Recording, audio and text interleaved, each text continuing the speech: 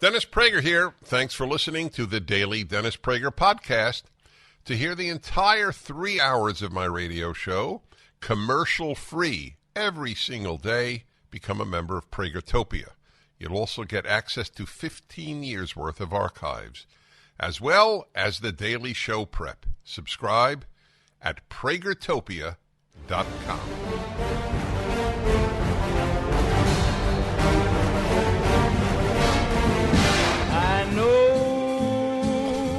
Beyond a doubt, my heart will. It's Mark Eisler back with you again, filling in for Dennis Prager. And I didn't hit the right button, so we were off a few seconds. Everything's changed. I can see Sean on television all the time. He's not wearing a tie, but I'm not wearing a tie either, so it's okay. And he played a song. I didn't ask him. I asked him to play a different bumper music. He didn't play that. No, I like that song. Don't get concerned. All right, it's no. That's not the song I said for you to play. All right, this is my 15th year of filling in for Dennis, and this is an interesting story. Someone had posted on Facebook something about Dennis, so I wrote, it's a privilege, honor, whatever I said, to be filling in for Dennis now up to 15 years. So this is a challenge, first challenge question for Sean and the staff.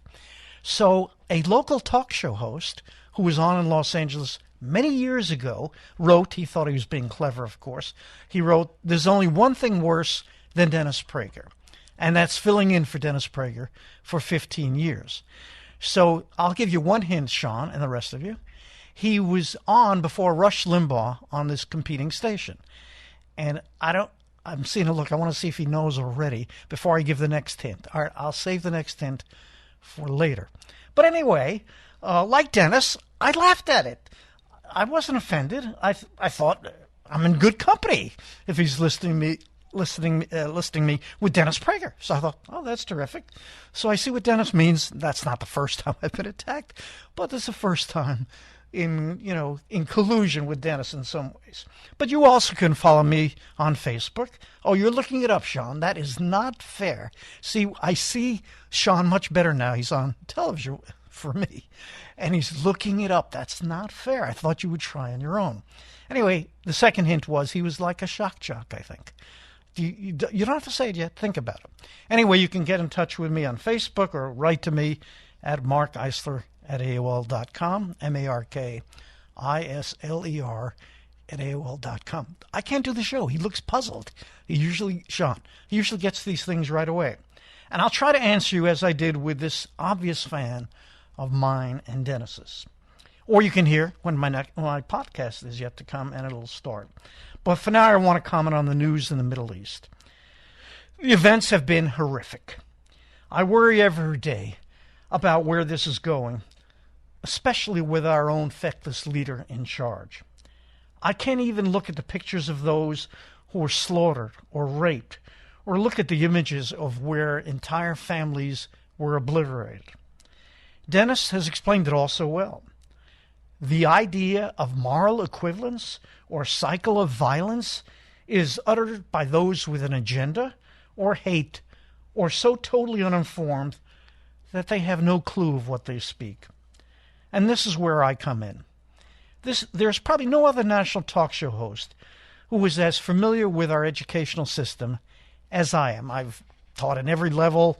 I remember I wasn't very good with the younger kids in the sense that I remember I taught first grade one day and they were all over me and grabbing my hand, and I thought, I don't think this is for me. But I did teach every grade. You may know I teach adult school now, over 2 decades of experience as a teacher. I can give you some insight as to why our young people have no clue about what is really going on. They have been indoctrinated ever since the unions became so dominant in our schools. President Kennedy issued an executive order allowing federal workers the right to collective bargaining. By the way, don't you just love executive orders when they bypass Congress and in effect presidents make law? That was a colossal mistake by President Kennedy. And so was followed locally by Albert Shanker. He led the New York City Teachers Union at that time. They struck the New York City schools, and the schools were never the same. They got the money they wanted, and even more important, the power they craved. When the unions got power, education began its long downhill slide. They didn't care about the students, just the power. And I said this many years ago, if ever the goals of the teachers' unions matched the goals of students, it was purely a coincidence. It always amazed me they'd hold up signs, save our schools. They didn't mean save our schools. They meant save their power, save their money, get them more benefits. And that, by the way, they did that very well. They got incredible money and benefits for their members. And they've done that very well for all these years. But when that power began, instruction also changed. I remember walking into a union building. I don't remember what the occasion was. And there was a big flag that said, bilingual education, the wave of the future. And if you remember bilingual education, when they taught it, it neither helped the students in any way because they became fluent neither in their native language nor in English. But guess what? The teachers got an extra $5,000 a year for teaching bilingual education. So of course they were for it, or at least the ones who cared most about their money. It was a disaster for the students, but the teachers, as I said, got their money. And it continued with the teachers' union, putting their own left-wing philosophy in place. That was the beginning of the end of valuing Western civilization. Union members became more and more liberal until today they're outright leftists. At least their leaders are. Many of the teachers are not. Today it would be hard to differentiate their positions on many issues from socialist or communist positions. I get what they're for all the time. So American history became a history of slavery, racism, and genocide. And anyone who epitomizes American values, like Israel does, is equally or more hateable. Even worse, they are Jews. And the Jews have always been hated. The reason for which Dennis has eloquently explained. I've also said for years that it is not a wonder that students graduate high school, college, and come out as leftists, or liberals at the least. It's a wonder that any come out as conservatives. Because all they hear is leftism. So Israel's an oppressor. The United States is an oppressor. And along with the rest of the world, we're also colonialists. Our students have no idea about the actual history of the Middle East. That land was offered to the so-called Palestinians 6 times. That they treat their non-Jews well. Do they ever know what the late Charles Krauthammer once said? That Israel is the only nation on earth that inhabits the same land, bears the same name, speaks the same language, and worships the same God that it did 3,000 years ago.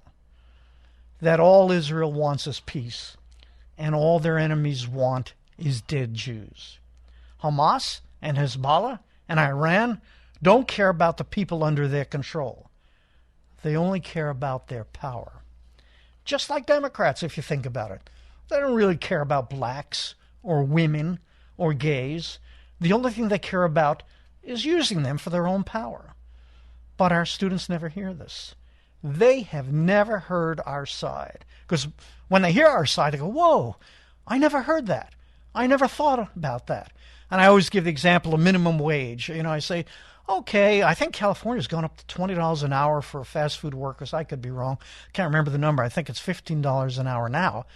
And if I ask my students, where does that money come from? They have no idea. So maybe the boss won't hire more people. Or maybe they will fire some people. Well, they have no clue. Remember, and I know Sean has this clip, but one lady, where's Obama going to get the money from? Oh, from his stash. Like he had his own private stash. They have no idea. And when I just give them the other side and try to give them both sides, they say, I have never heard of that. So it's no surprise about their views. They might as well live in Iran or North Korea or communist China for all the unbiased news they get. So it's not unlike the schools, where everybody hears the same leftist diatribe. Let me know what you think. 1-8-PRAGER-776. Mark Eisler for Dennis Prager.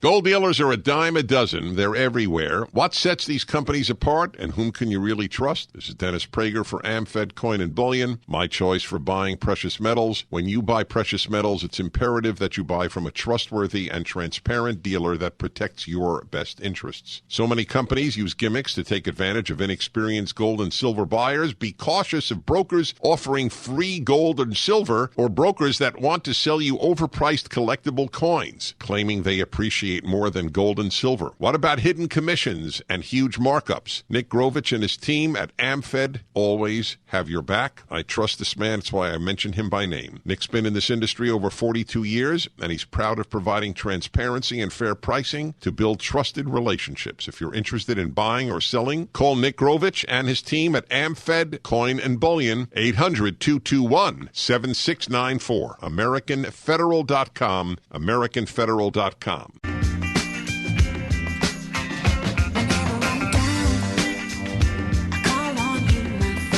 Mark Eisler back with you again, filling in for Dennis Prager, 1-8-PRAGER-776, as I explain why our students have the views they have. They've been indoctrinated, and they never hear the other side. So if you only hear one side, that's what you assume. And that's even all the teachers assume that the other teachers are on the left. So you almost can't blame these misguided young people, since they only hear that side, which is why I've been saying for years now that they're going to come out as leftists. It's only a surprise that they're not even further left.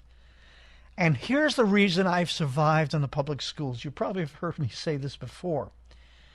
They don't really know my life, my other life, actually, I should say, because I do teach, as a talk show host. Do you know why? Because they never listen to our side. Dennis has often said that. We listen to them. We know their point of view, but they don't listen to us either. So I remember years ago, this teacher's not there anymore. He did a knock-knock joke. Let's see if I can remember. Knock-knock, who's there? Justice Scalia. And then he says something about, he died. Isn't that hilarious? Because the teacher assumed I had to be on the left. And the other story I often tell is it was the night Trump won. I couldn't believe he was going to win. And when he won Pennsylvania, it was clear to me that he was going to be the next president. So I was on my cell phone a lot, checking out the news. And it was the first day of class that year. And students went into the assistant principal to complain.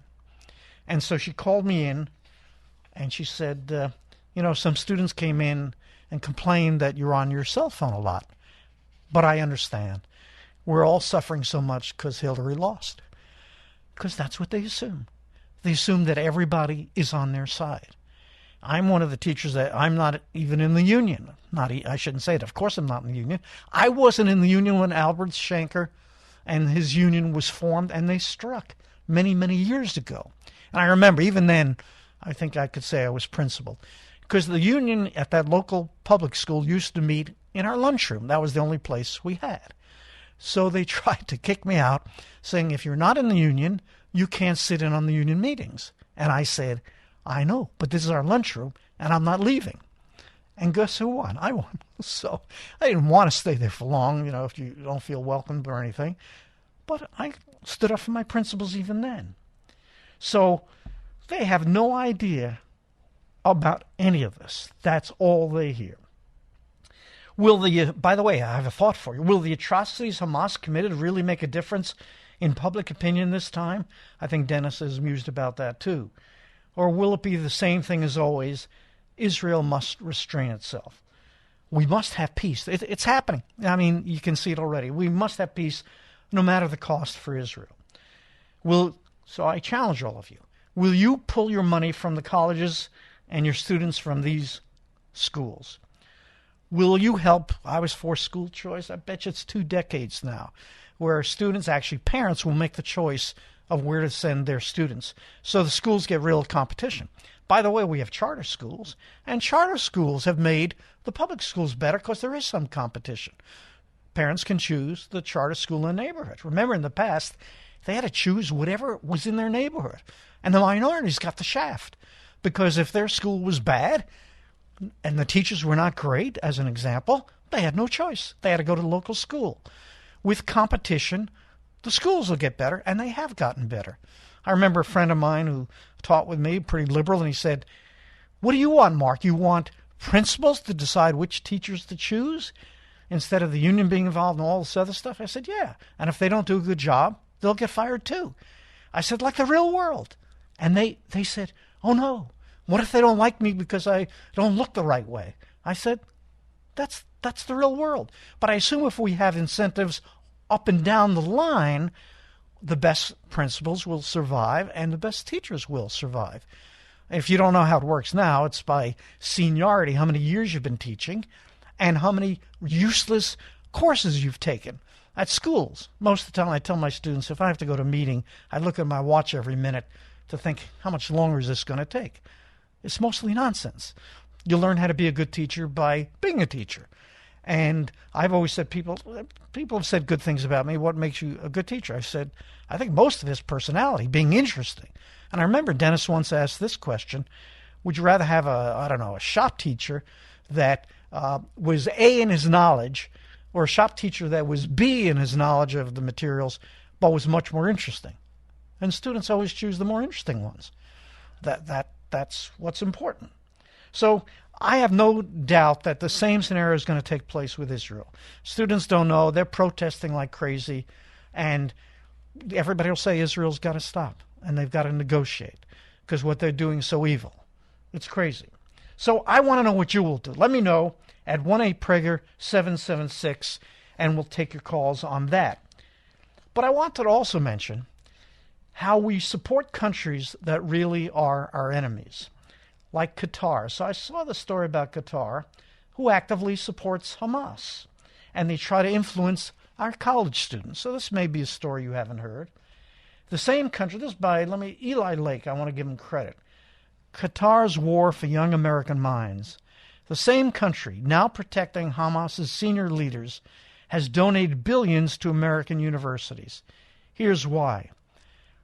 Right now, senior leaders of Hamas, the perpetrators of the worst atrocity against Jews since the Holocaust, are huddled in Qatar.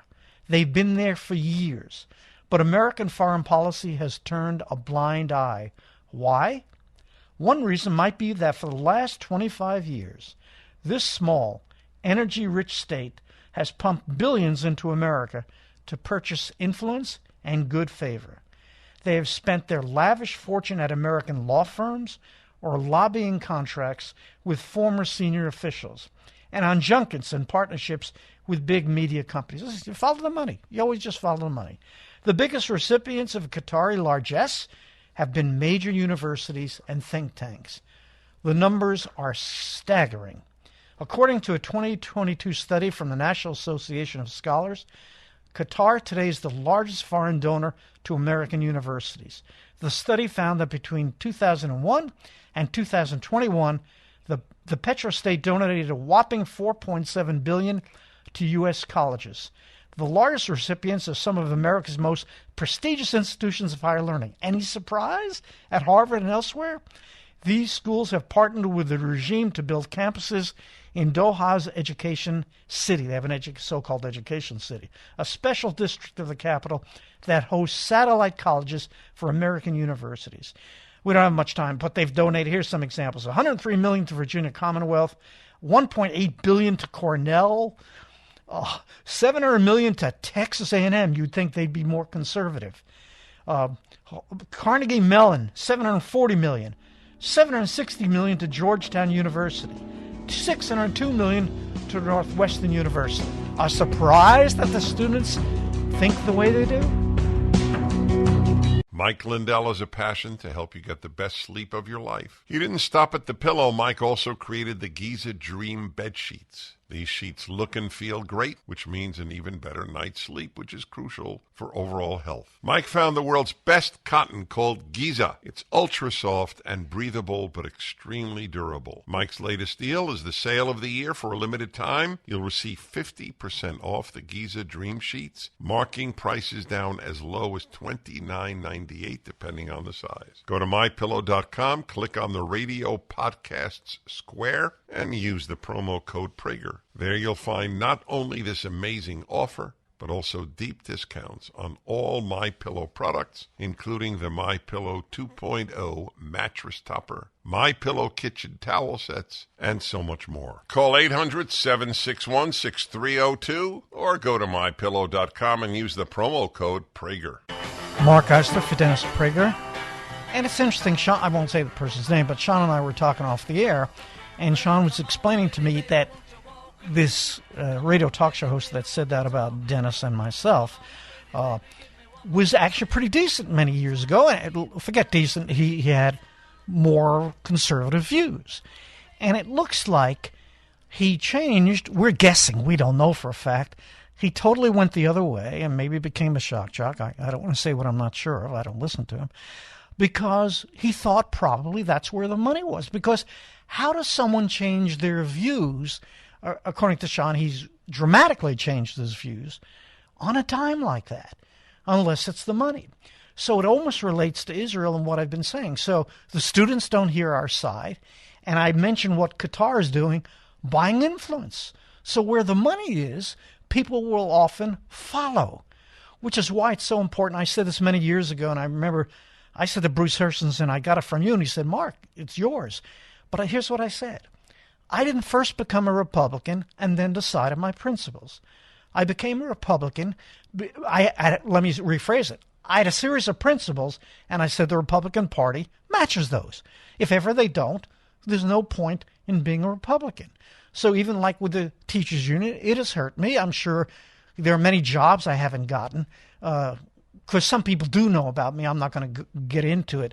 In jobs I thought I should have gotten, but I go with the flow. If they don't choose me, they don't choose me. When I wanted more hours. And I remember, I won't say it, one principal said, when I said, I'm looking for more hours and stuff, and he said something, not derogatory, but negative about me, and I said, the students love me. They do. They often say to me, you're the best teacher we ever had. And I always say, I might be the most interesting, but I don't know if I'm the best. So this principal said to me, it's not about being entertaining. And I thought, it's not hard to look me up if you want to try. So what I'm doing in this first hour, it makes sense why the students have the position on Israel. And if you see the influence by the other side, it all starts to make sense. Let's go to John in West L.A. John, I think, what did you say? You have an interesting theory? Sean, let's get it. Yeah. Well, what I think is that Israel should have one line they just keep repeating.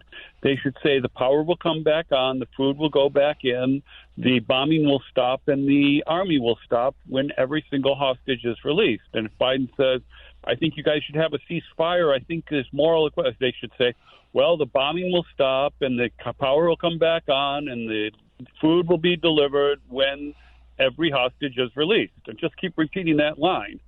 I like that.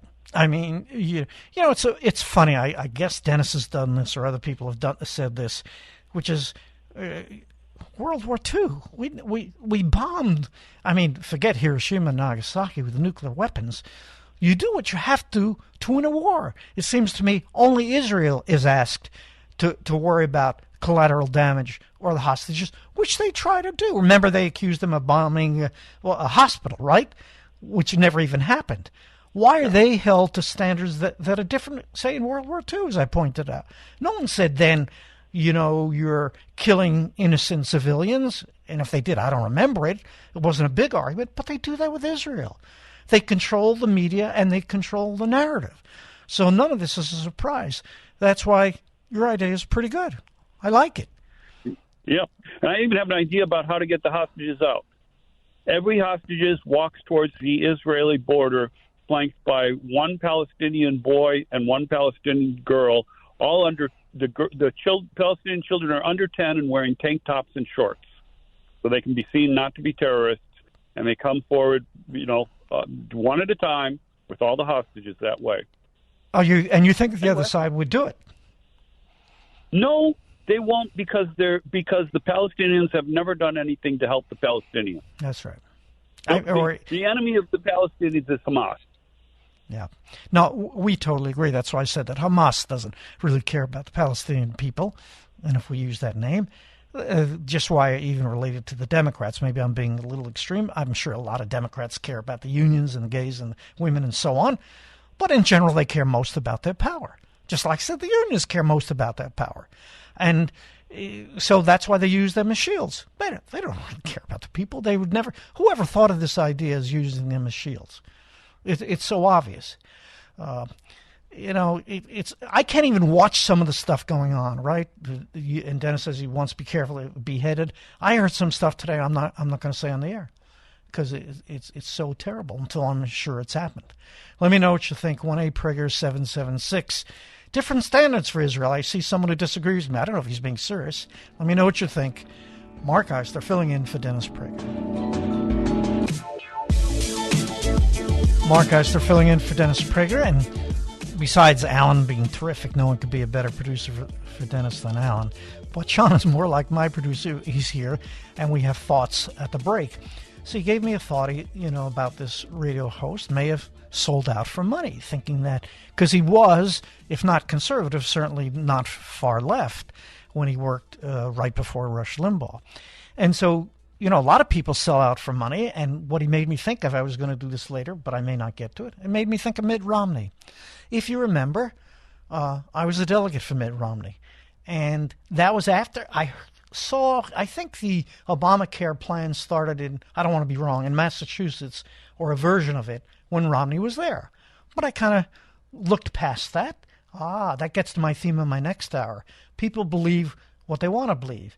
I did see signs, even on illegal immigration, that Romney kind of changed and may have switched. And the more, when Sean and I were talking about why did this host change on a dime, we think, dramatically, we think it might be for money. And in Romney's case, I think it's self-serving.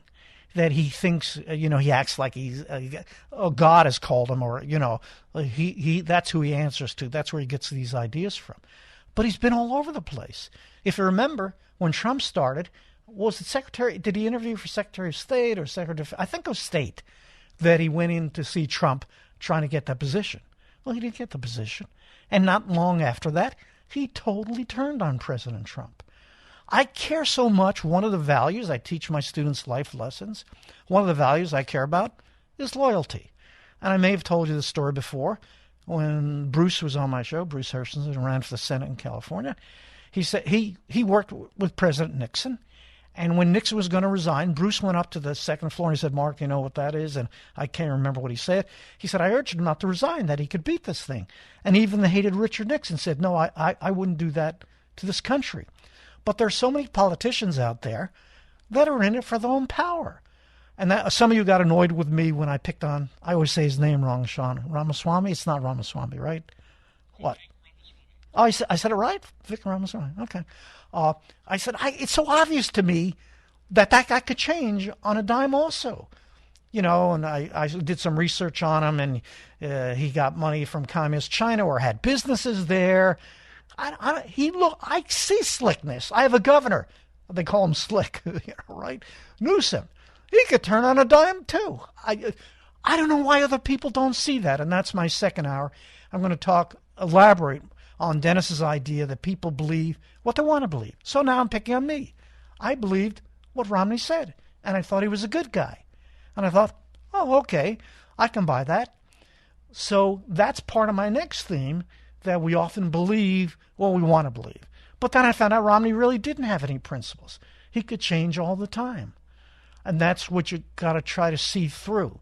That's what makes that radio guy. He's not important himself, but the idea it brings up, how many people will sell out for money, or at least for power, right? Oh, power, forget it.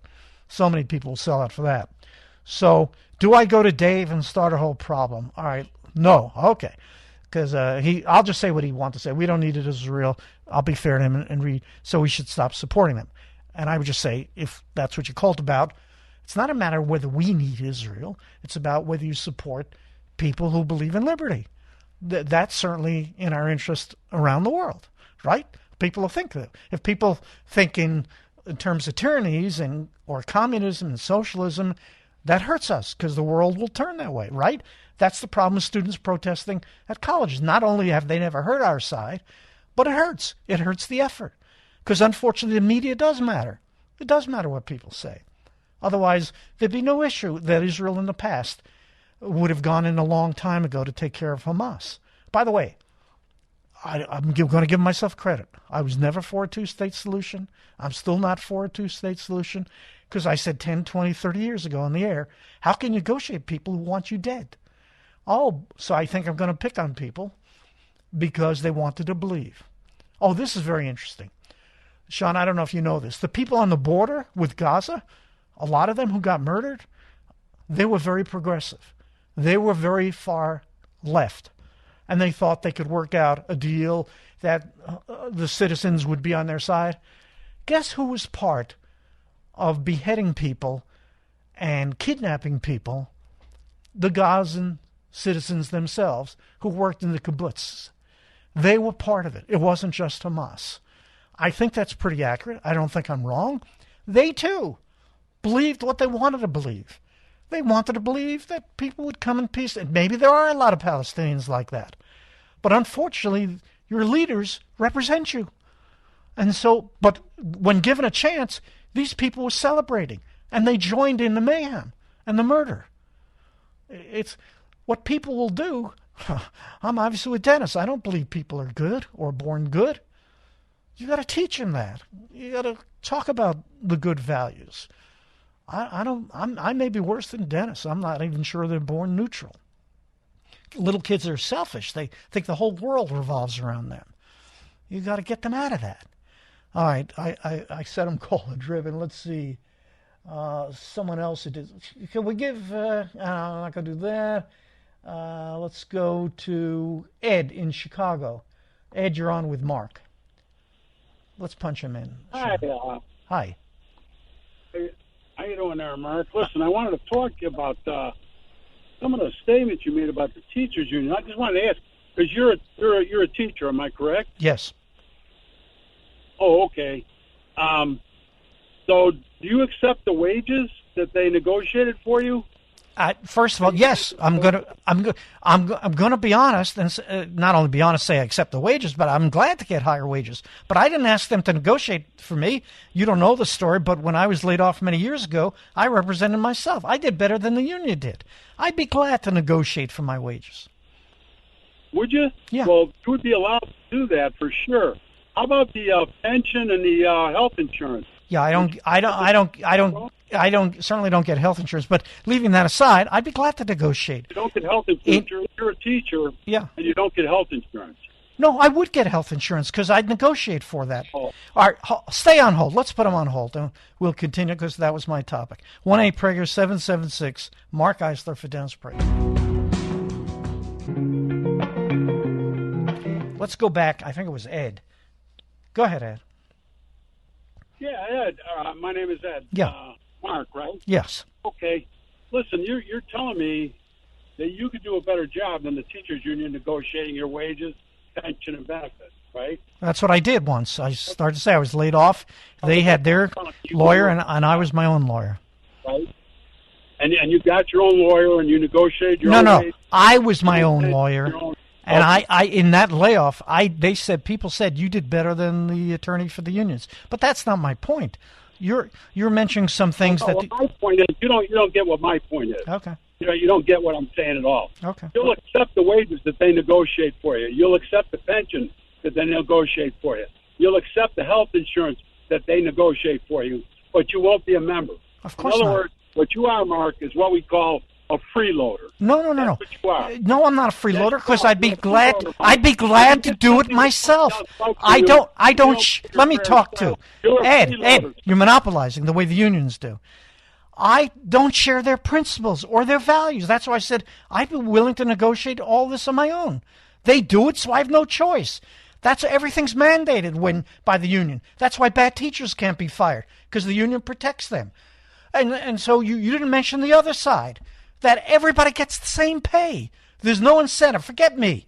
The excellent teachers may get less than the terrible teachers because they've been there more and they've taken more units. It's not based on merit. It's not based on competition. The whole system is messed up. And then if you're in the union, you have to share their values. I don't. So you say, a freeloader. I'm not a freeloader. I'd be willing to do it myself. And I did do it myself. And that's the way it was before the unions were there. So I acknowledge they probably do some good for their members, but you didn't mention all the terrible things they do. They've ruined the school system. They talk about Western values as if it's a crime. They indoctrinate the kids. Let me know what you think. Mark Eister filling in for Dennis Prager. Stay up to date on the 2024 election by texting DEBATE to 94878 to become a Salem Insider.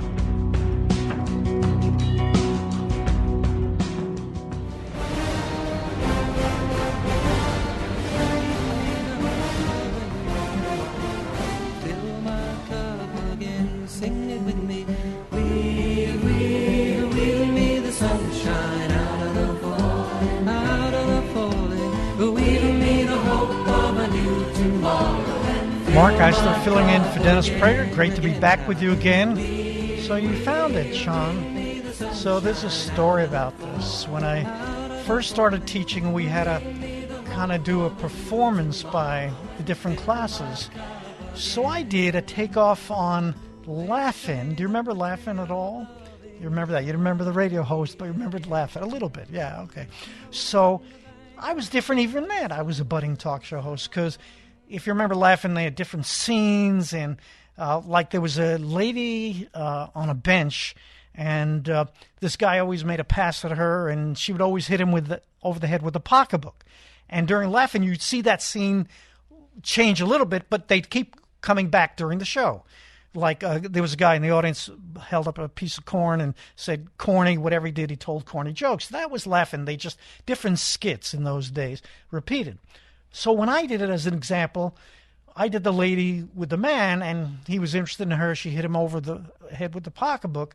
But at the end, she changes her mind, and she's interested in him, so he takes the pocketbook and hits her over the head. So even then, I would kid around a little bit, and that's the song we played, Weave Me the Sunshine, and this is by Peter, Paul, and Mary, for those who remember. And I had no choice either. This is interesting. I didn't know I was going to relate it this way. I was a liberal growing up, too, because in New York City, Brooklyn, New York, what else were you supposed to believe? You had no choice. It was a birthright. And then as you see more and read more, and you say, I remember thinking, why does the government have the right to tell me to do this? You know, where's my freedom? It was an evolution. Not like that talk show host. I didn't do it for money or power. I just said, none of this makes sense. But if you lived in New York City, you had to be a Democrat. I know there were some Republicans. There's no doubt about that. But that's who you were. It was automatic. And so I get what the last gentleman said. Yeah, the unions, and he called me a freeloader. He could have called me a lot worse. I was thinking, freeloader's not that so bad. But I did think differently from the others. I'm not saying I'm an outlier. I don't want to give myself that kind of compliment. But I always thought for myself. And it was hard in New York City. I got a best friend in New York City who tells my kids, I can't understand why Mark is so far away. He still likes me, but so far away from making sense because I'm obviously a conservative. I changed tremendously. But in those days, that's what it was. And Peter, Paul, and Mary were liberals, and Pete Seeger, I'm thinking all the names, Joan Baez. Bob Dylan started in that group. Bob Dylan, of course, is still around. And you just automatically were leftist. So then if the schools start indoctrinating you, that's why that was so nefarious, you don't have much choice but to come out that way. So again, it's no surprise how they've come out. In any case, it's always a privilege to fill in for Dennis. There is no one better than Dennis on talk radio. And in fact, he's about the only one I listen to anymore. Remember, I used to watch Fox News. On a previous show, I said I canceled it. I did cancel it. I no longer watch it. That's my view, too. If they're, If they're going to, they have their right to their views and they own the company, but I don't have to watch it. And I haven't watched it since. So I get my news from different kinds of sources. And I think you should do the same too. In the first hour, I try to give my insight into why our young people support the tyranny of Hamas in great numbers, as opposed to the free nation of Israel. Why they believe that Hamas and others like them are the good guys, and Israel and the Jews are so bad. And it got me to thinking about what Dennis talked about. I don't know if it was last week or the week before. He said the other day about realizing that people believe what they want to believe. And I thought in this hour I would elaborate on that. It's not just that they believe what they want to believe. There are often, not always, sinister forces that help them in these false beliefs. So in the case of our students, we have the lefts indoctrinating them from an earlier age. By the way, it's working its way down. And it's not so hard to do. I remember Rush Limbaugh, I mentioned him before, I think he called them minds of mush or something like that. Minds of mush because you can influence them so much. Teachers have huge power. When I'm in the classroom, they don't know my views. I tried as best as I can to give both sides. It's hard as a human being because I guess it shows sometimes. But I'm not outright like a lot of these teachers. They just totally try to influence them and indoctrinate them. So these students didn't become leftists on their own. In most cases, they had a lot of help. Once they're indoctrinated, it's easy to believe that Hamas, Hezbollah, the Palestinians are the victims, and Israel and the United States, you name it, they're the oppressors, the evil villains in this play. But this is not new. The Russians mastered this game a long time ago. When them changing the past. What is their joke? Dennis does it very well, but I looked it up, and the quote I found was, "The future is certain. It's only the past that is unpredictable." Because they changed the past. Didn't they do it with Trotsky and Lenin and all that kind of stuff? And the more I thought about it in history, the more I realized people will believe what they want to believe. And with my new realization that the American government will do things I never imagined when I was young, it all started to make sense. If you remember, I was one of the few talk show hosts, I've been on over 20 years, or at least one of the earliest talk show hosts, that believed there was a conspiracy to assassinate President Kennedy. Even as a kid, it didn't make sense to me, the single bullet theory. Witnesses dying mysteriously, even jumping through plate glass windows to commit suicide. That's what they said. Jack Ruby murdering Lee Harvey Oswald to spare Mrs. Kennedy the pain, the grief. The Warren Commission consistently ignored evidence that would point elsewhere, like witnesses reporting the shots came from the grassy knoll. One day visiting my brother in Texas, he took me somewhere early in the morning. He said, "Let's go." And then he showed me the grassy knoll. And I saw how easy it was, how simple it would have been for the shots to come from there. And many witnesses said they did come from there. And the Warren Commission just ignored them. This is too much. I'm just giving you a little taste of it now. Of course, not releasing evidence for years and years. And I think originally it was 50 years. And now even President Trump doesn't want to release it. You know why? Because the CIA was involved, as best as I can tell. Our own government agency had some role in this. I'm convinced. I was a kid, and I remember this guy, Mark Lane, I can't think of his, Rush to Judgment. That was his book. And it was preposterous. He said the CIA was involved. I didn't believe our government agencies would ever do something like that. How could you kill the President of the United States, your own government, because you don't agree with him on some things? And it was just a shock. Oh, the list goes on and on. You know what I read recently? I think this is right, but when I'm not sure, I'm not going to say 100%. Jackie Kennedy, in her book, I didn't double check it, so I could be wrong. She reported that the night before the assassination, her husband, President Kennedy, and Lyndon Johnson got into a huge shouting match that you could hear through the hallways. And what was it over? Vice President Johnson did not want Governor Connolly riding with President Kennedy. Governor Connolly was his good friend, and the senator was not. He wanted the senator to ride with President Kennedy. Why was that so important to President Johnson, Vice President Johnson? Sorry, again. What? I mean, Mark, you're crazy.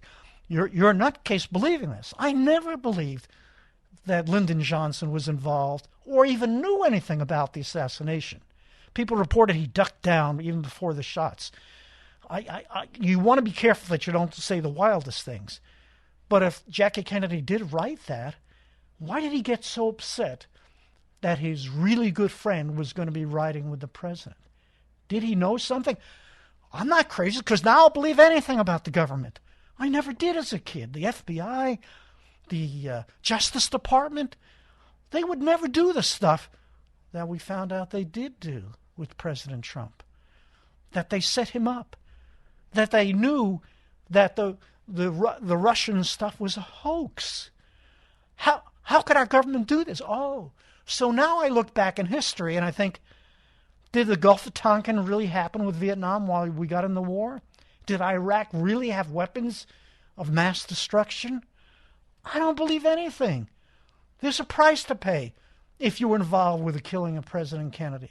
There's a price to pay if you did what you did to President Trump. It's all very depressing. But as Dennis always says, and I feel, you got to deal with the truth.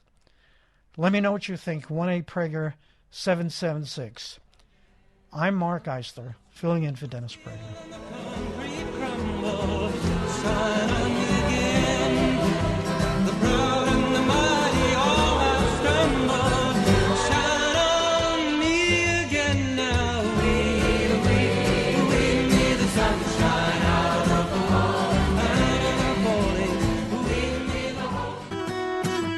Mark Eisler filling in for Dennis Prager. I just want to sum up my thoughts in some ways.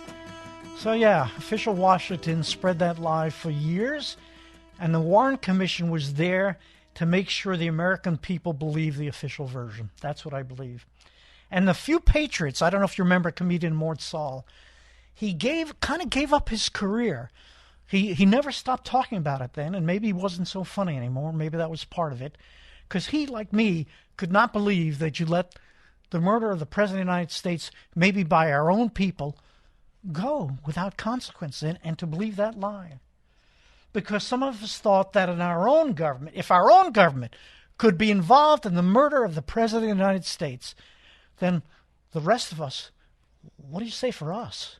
If they could do that to him, they could do almost anything to us. And guess what? Some of that is happening now, right? So you jail political prisoners, you put some of them in solitary confinement. That's why I asked, did the Gulf of Tonkin really happen? Who knows? Were there weapons of mass destruction in Iraq? Who knows? If our government could lie about the president's murder. But they got the people to believe it all. They made it their narrative.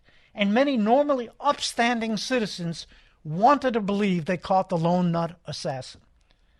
And I said to Sean off the air, I don't even know if Lee Harvey Oswald wasn't what they said years ago, CIA agent, an FBI informer. Remember January 6th, they had that guy, I forget his name, the informer that Tucker always talked about, that he may have, he did, you can see it on tape, urging them to go into the Capitol and never got prosecuted. Who knows? By the way, Tucker also said, I don't know if it's true, he talked to someone who's seen the files, and they say he does report that the CIA was involved. There is evidence that. I don't know if that's right. I believe it now. And to make it more current, they can get a huge swath of the American people to believe that President Trump conspired with the Russians, when it was likely from Hillary Clinton's campaign, that the Clinton campaign were the ones doing all the conspiring, that they could turn the truth on its head and the American people would believe it. Certainly, there's a large portion that still believe that President Trump was colluding with the Russians, because their base already hated Trump and would believe anything sinister about him. So you often feel you're on another planet, and I know the board is filled. I'll get to you.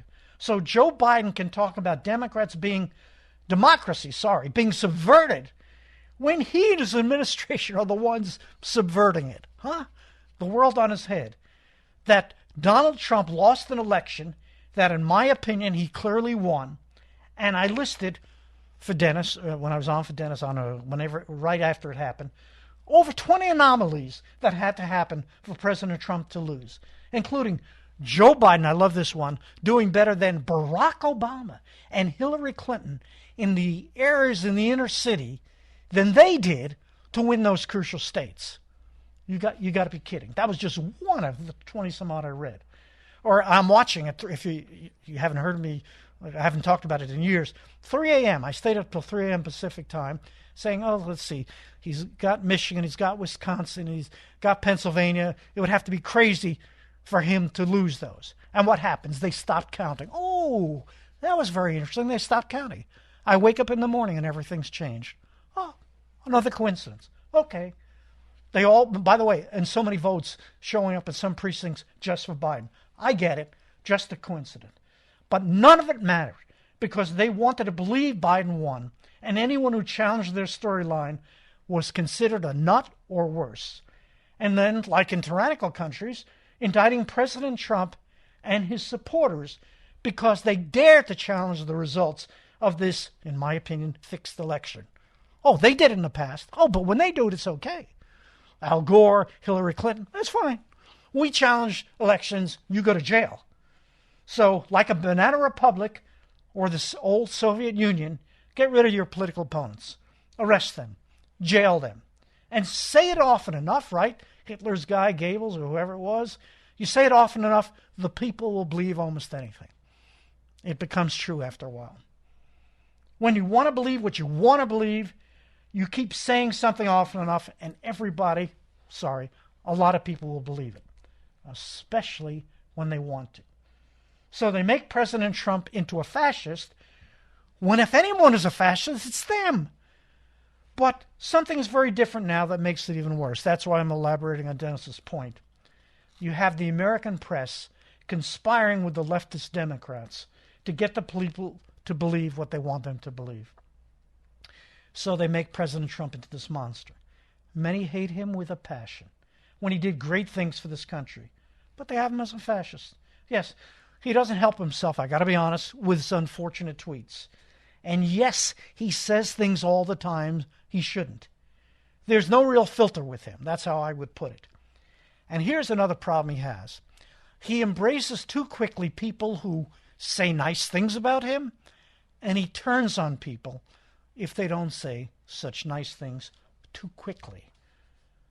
But I'm a behaviorist, and I know he did great things for this country. But people want to believe the worst things about him, and so they do. And there's not much we can do, especially with the media, when they help this narrative. You remember his press conferences? They would ask their questions with such contempt for him, and the bias would show itself. So the major media has made it harder for those of us who care about truth. That helps, again, the people believe what they want to believe. And similarly, with Hamas and Israel, and with the deep hatred that so many people have for the Jewish people. It all makes sense to me now. It has even happened in my own life, that's personal, and may have happened in yours too.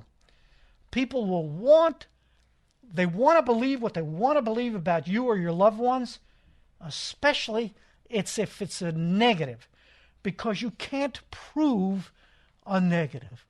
It's very hard to prove that something didn't happen or someone didn't do something they were accused of doing, because people will believe what they want to believe, helped along by people with ulterior motives. So tell me what you think at 1-8-Prager-776. Do you agree with Dennis's thesis? Do you agree with my take about those who helped this along? Do you trust the government anymore? Has it happened in your own life? What's your take? And I think that last point about personal stuff is pretty meaningful too. When people say you did something that you didn't do, or accuse you of something that you didn't do. Let me know what you think. And now I promise we have enough time to go to a call now. All right, I don't know. I want to be so fair. Okay, let's go to Chuck. We'll start with you, Chuck, in Tampa. Go, quick. Chuck. Hey, how you doing? Great show. Great show. I love it. Hey, I want to expand the not trusting the government into the healthcare system. I'm a diabetic and I'm on heart medicine, and I did get COVID when it happened, but I didn't get sick. But I was getting anxiety attacks from all the news saying, diabetics, people with heart, they're going to die. So I had to get treatment for that. But I recently went to my healthcare doctor. I've been going to him for 20-something years, and he was trying to talk me into getting all these shots. Started off All with right, shingles. hold on. I want to hear the rest of the story. Just hold on. Mark Eisler filling in for Dennis Prager.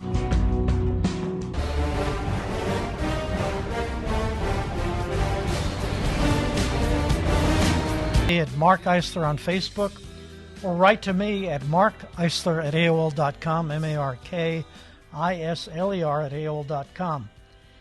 I want to mention my younger brother, Jeff, today. It's his birthday, and for those of you in the Dallas area, you are lucky. He runs a golf training facility in a suburb of the greater Dallas area that is excellent. And I'm not just biased, I've seen it. He's done great stuff. Kids winning championships and all kinds of stuff. It's called Jeff Eisler Golf. And like the way I teach, he also teaches life lessons in addition to being a great golf teacher and having a great training facility. So check it out. And happy birthday, Jeff. By the way, that's exactly how I teach. I mean, I teach English, I teach history, I teach government, but you got to make it interesting. And you know something? In college, I remember this. I think Dennis has had similar experiences. Whenever they got interesting and got on a topic about life that the students cared about, they'd say, oh, now we have to go back to the subject. But you can really do both to make it interesting. And that's what I try to do. In this hour, I want to talk about rage. Rage that our leaders don't have over all kinds of injustice. You know I'm caller-driven. And the last time I was on, a caller asked me, or said, actually, where's the rage? So that's my theme in this monologue. Where is the rage? This should be rage over so many things. Where is the rage over the media and others creating a false dichotomy between Israel and its enemies? It is so clear, to use Dennis's argument, that if Israel laid down its arms, it would cease to exist. And if their enemies laid down their arms, there would be no peace in the Middle East, and there'd be no Israel. Not unlike our enemies, like Russia and China and North Korea and Iran. If tyrannies laid down their arms, there would be peace in the world. And if we laid down our arms, the world would be overrun by tyranny and chaos. Why isn't that so obvious? Doesn't that make it easier to know which side to take in world conflicts? But it may be more depressing here in our own country. When Benjamin Franklin said, I read his autobiography recently, he was they all were amazing, our founders. That's why I believe that they were at least God-inspired, but who knows? But you remember Benjamin Franklin said, we have a republic, to that lady who asked, what kind of government do we have? If you can keep it. He was unbelievably prophetic. How can the American people accept political prisoners as this regime did with January 6th protesters? How can Americans accept some of these prisoners being put in solitary confinement for issues of trespassing? How can you call unarmed protesters an insurrection? By the way, the left has control of the language, right? They always change. I was mentioning minimum wage before. Now they call it livable wage. How could you be against livable wage?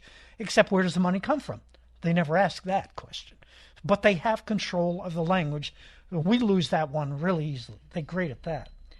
How do Americans allow their former president to be indicted by two-bit local prosecutors, funded likely by George Soros, to prosecute the favorite candidate for president by the opposition party? I never would have believed it was possible in this country. To be subverted, as I mentioned, by such sacred institutions as the Department of Justice and the FBI? But the list goes on and on. Arresting parent protesters at school board meetings. Firing workers who refuse to take the government's favored vaccine remedy. Indoctrinating workers on microaggressions. You ought to see what I have to take some. I hope they're not listening, Sean. I have to take these different courses. One course is on microaggressions. It had no completion date, so I didn't take it. I don't know if they'll catch me. It says date. All the others, suicide prevention, all this kind of stuff, it has dates that you have to complete it. That one has no date, so I never did it. Since they don't listen to our side, I probably will get away with it. I don't know. Replacing free speech with wokeness at all levels. Where is the rage? And the answer may be that most Americans just want to live their lives in peace. That those who have no God, this is an interesting thought I came up with, give meaning to their lives by acting like gods over other people's lives. That's how they get their meaning.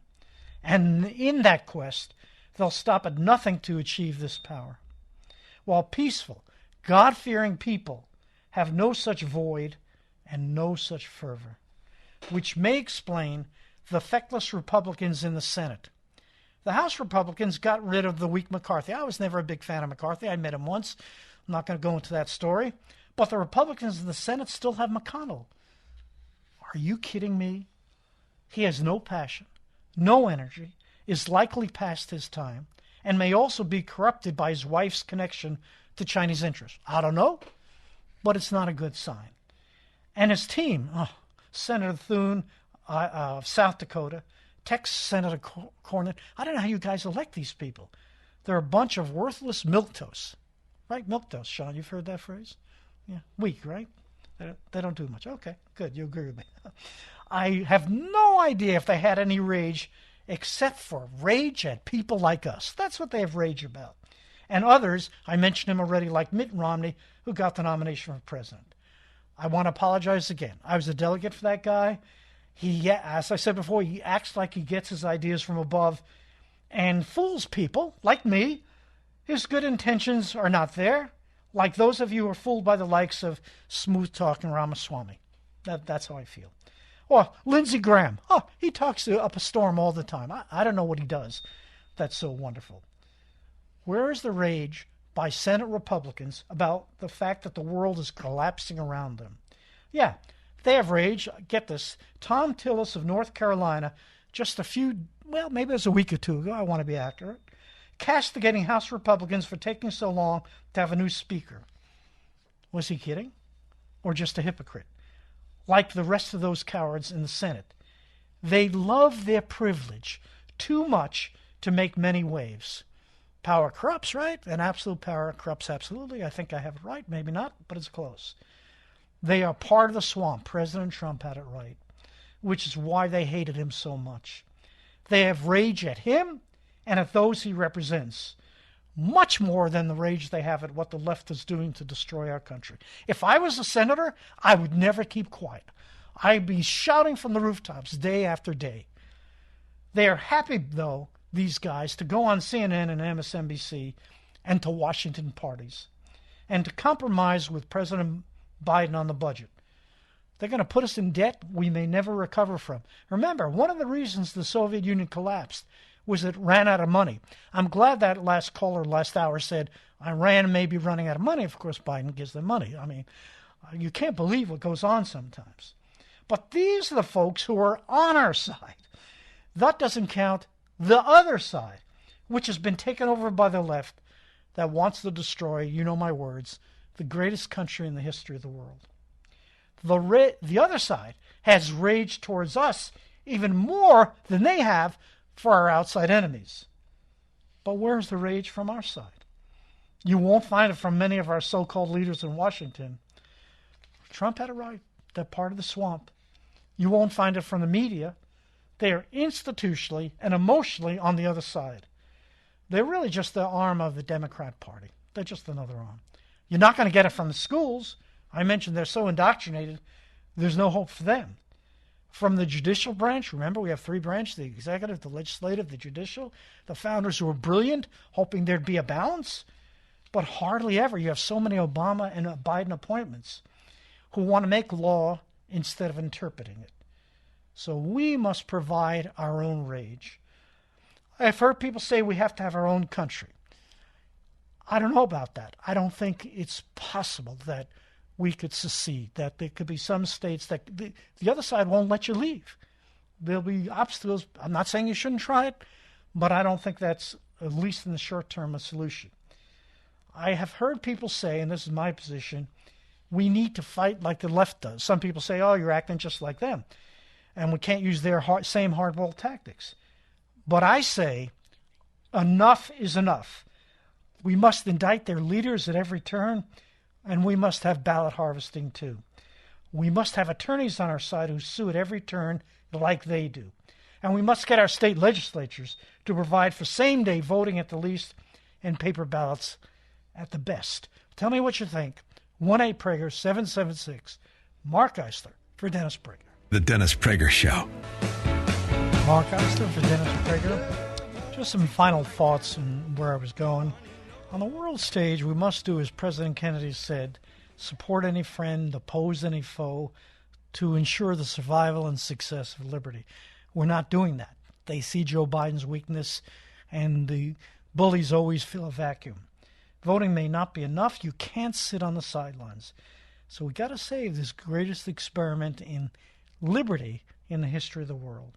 So I wanted to quote Churchill. Whatever we think, wasn't that the first statue, Sean, that Obama took down, or one of the first? He took a statue of Churchill out of the White House. Anyway, here's what Churchill said. This is the lesson. Never give in, never give in. Never, never, never, never, in nothing great or small, large or petty, never give in, except to convictions of honor and good sense. So that's where I am. We've got to do. It's not enough to vote. We got to do more than that to save this country.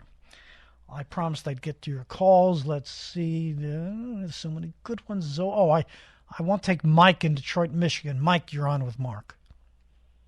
Oh, yeah. Thank you very much. We're dealing with an atrocity where 1,400 people were just butchered in the most horrendous ways you could possibly imagine. Now, 33 of them were tortured to death, were American citizens, and they're holding an unknown number of hostages. And this is the only administration I could ever imagine in the history of our country that would be tripping over themselves, apologizing about non-existent Islamophobia.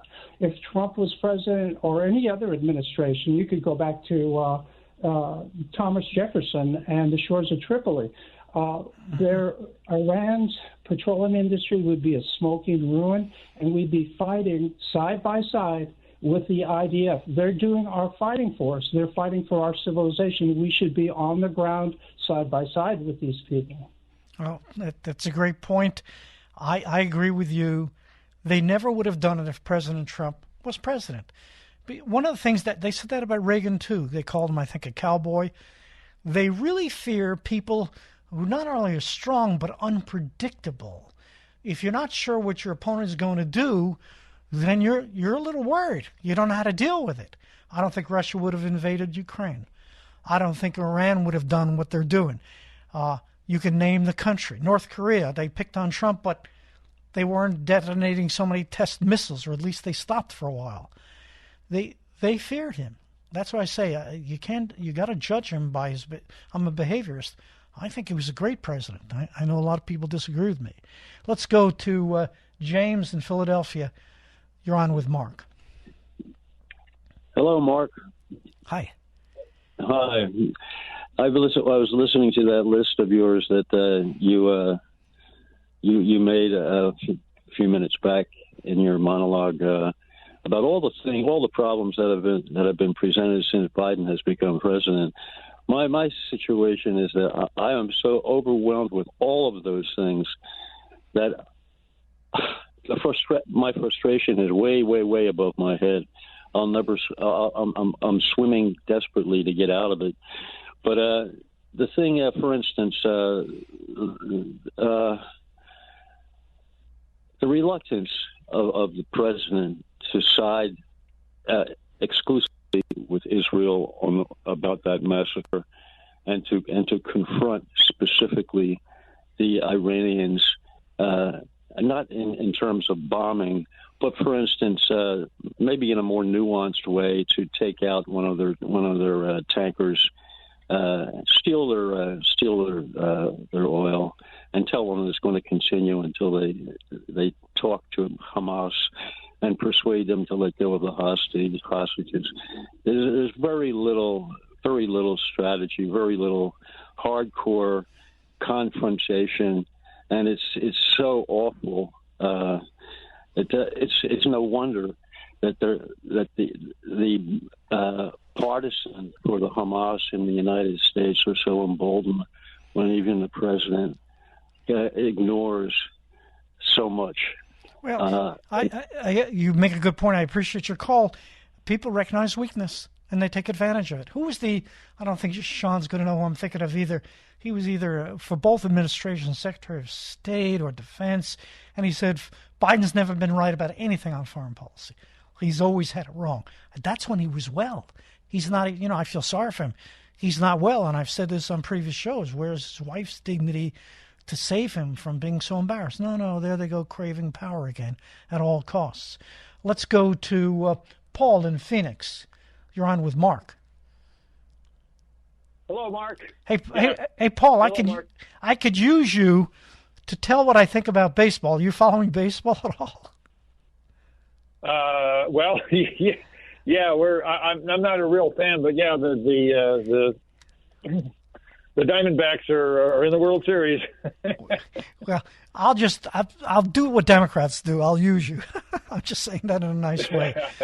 So I think I'm not a baseball coach or a football coach, but I think a lot of these are dummies doing the Prager principle. They played or whatever, and they work their way up, and they have no idea how to manage. So here's my point. This guy, this coach of the Arizona Diamondbacks, he pulls pitchers out even if they're good because he thinks, I need a left against lefty, right against righty, this old platooning thing which Casey Stengel started with the Mets many years ago. I lived in New York. So it's crazy. He's overthinking it. They don't do. If the pitcher's pitching well, leave him in. Why do you take him out? Yeah. Don't micromanage. I used to be a supervisor. I let the people get on with it. They were doing a good job. You're my kind of manager. At our school, we say, if the administrators just leave us alone, we'll do our job. But they come in and they create all these kinds of problems. Here's one. I'll give you an example. You maybe think of something. We had an assistant principal years ago said, and I was teaching the lowest level at the time of English as a second language, and her memo to all the teachers said, 80% of the time, the students should be doing the talking. Doing the talking? They couldn't do any talking in English. What was she thinking? She must have read that in some education manual. But go ahead. What did you want to talk about, Paul? No. Well, I it's good to talk to you again because I remember you from the San Fernando Valley Republican Club back in the day. Okay, thank you. And but you moved to Phoenix. I really agree with you. Got out of California, huh? I got out of California. I'm calling with good news, okay? Because I agree with you that we really need to understand how deeply the government lies to us. I mean, if they're willing to murder a president, okay, would the Internal Revenue Service lie about who's liable for the income tax? Yeah, right. I have proof that is true. Okay, there's a gentleman by the name of Dave Champion who wrote a book called Income Tax: Shattering the Myth. Now, I listened to him while he was writing this book 20 years ago. All right, hold on. Hold on. We got to go. I want to let you finish your thought. Let me know what you think. 1-8-Prager-776. I'm Mark Eisler for Dennis Prager.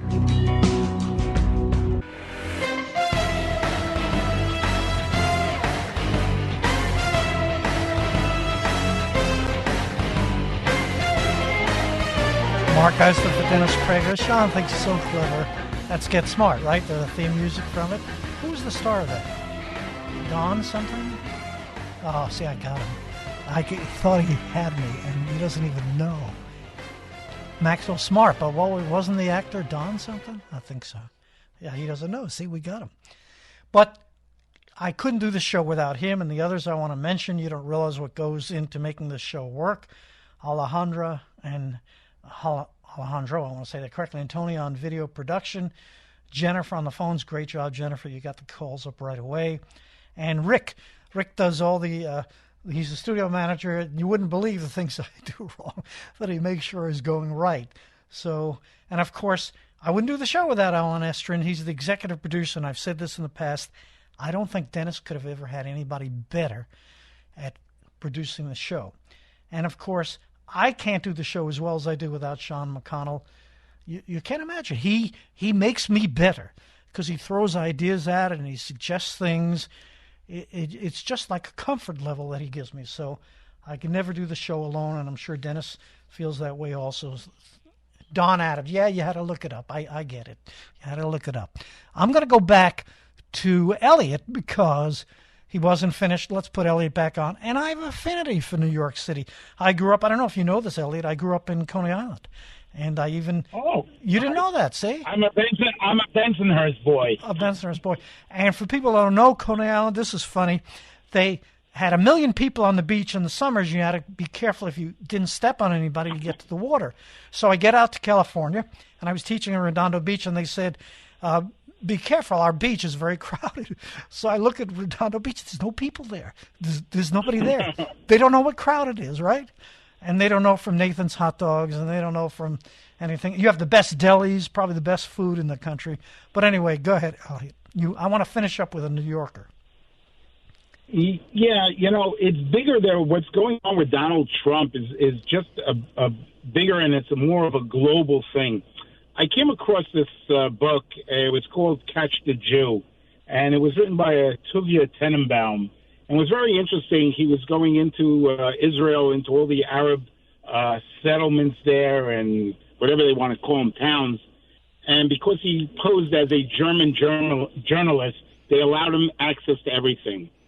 But then I went a step further. It can't be the Germans that are behind this. And it came to my mind that it had to be somebody else. And that country that remains neutral all the time, Switzerland, I think causes a major problem. I want to. It's too long to go into now. Call me again or write to me at markisler@AOL.com, markisler@AOL.com. I finish the show the same way every time, only this time it means more to me than ever. It's a privilege to have a microphone in the greatest country in the history of the world, but we got to keep it that way. We really got to get out there and not just vote, but ballot harvesting. We got to do what they do. We got to indict attorneys. We got to make sure the legislatures make it one-day voting. Talk to you the next time. Mark Eisler, filling in for Dennis Prager.